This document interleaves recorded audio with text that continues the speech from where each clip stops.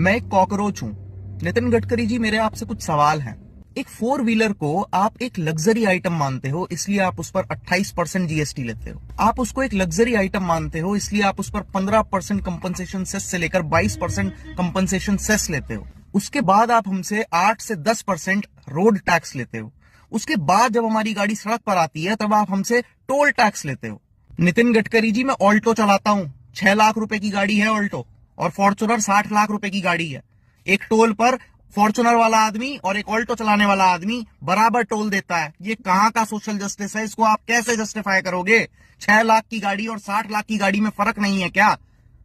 चलो, ये तो समझ में आ गया। एक बार के लिए मान लेते हैं ये सब जस्टिफाइड है।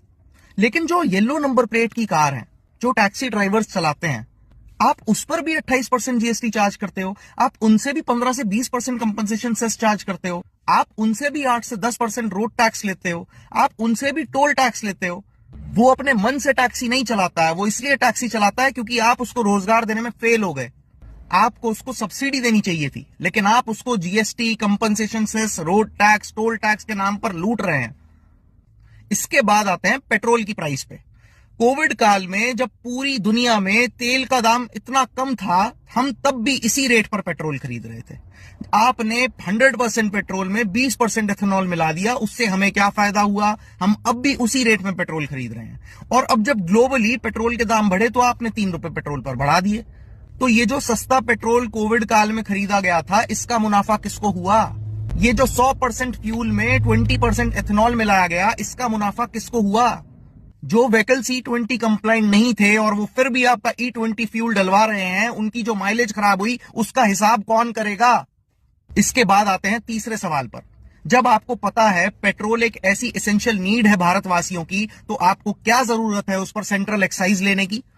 आपको क्या जरूरत है उस पर स्टेट वैट लेने की?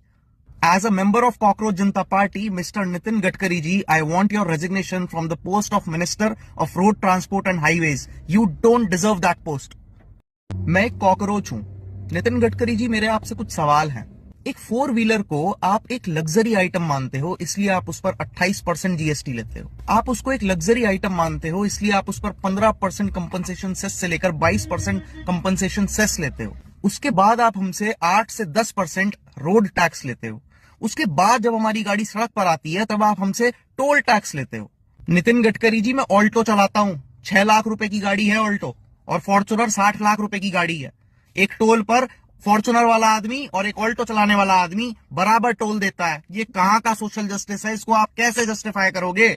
6 लाख की गाड़ी और 60 लाख की गाड़ी में फर्क नहीं है क्या?